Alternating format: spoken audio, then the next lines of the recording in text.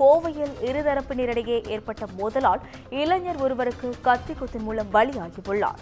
இதுகுறித்த கூடுதல் விவரங்களை செய்தியாளர் ஞானசேகரன் வழங்க கேட்கலாம்.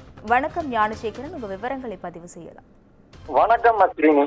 கோவை குனியமுத்தூர் டைமண்ட் அவென்யூ பகுதியை நேற்று இரவு இருதரப்பினரிடையே நடைபெற்ற மோதலில் சுண்ணாம்பு கால்வாய் பகுதியைச் சேர்ந்த அசாருதீன் என்ற வாலிபர் சராமரியாக கத்தி குத்து வெட்டு தகவல் அறிந்து சம்பவ இடத்திற்கு வந்த குனியமுத்தூர் போலீசார் உயிருக்கு ஆபத்தான நிலையில் இருந்த அசாருதீனை மீட்டு கோவை அரசு மருத்துவக் கல்லூரி மருத்துவமனைக்கு சிகிச்சைக்காக அனுப்பி வைத்தனர்.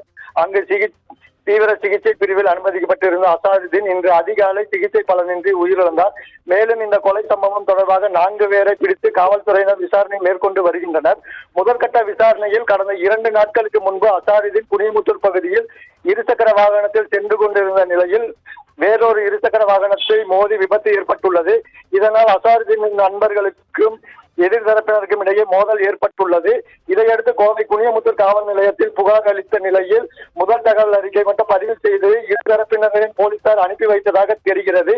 இந்நிலையில் நேற்று இரவு கோவை குனியமுத்தூர் டைமண்ட் அவென்யூ பகுதியில் இருதரப்பினருக்கும் இடையே வாக்குவாதம் ஏற்பட்டுள்ளது. இது கைகலப்பாக மாறிய நிலையில் எதிர்தரப்பினர் மறைத்து வைத்திருந்த கத்தியால் அசாருதீனை சராமரியாக குத்தியுள்ளனர். இதில் ரத்த வெள்ளத்தில் மயங்கிய அசாருதீன் கோவை அரசு மருத்துவமனையில் அனுமதிக்கப்பட்டு சிகிச்சை பெற்று வந்த நிலையில் இன்று அதிகாலை சிகிச்சை பலனின்றி அசாருதீன் உயிரிழந்தார். இதுகுறித்து குனியமுத்தூர் காவல்துறையினர் தற்பொழுது வழக்கு பதிவு செய்து 4 பேரை கைது செய்து விசாரணை நடத்தி வருகின்றனர். விவரங்களுக்கு நன்றி ஞானசேகரன்.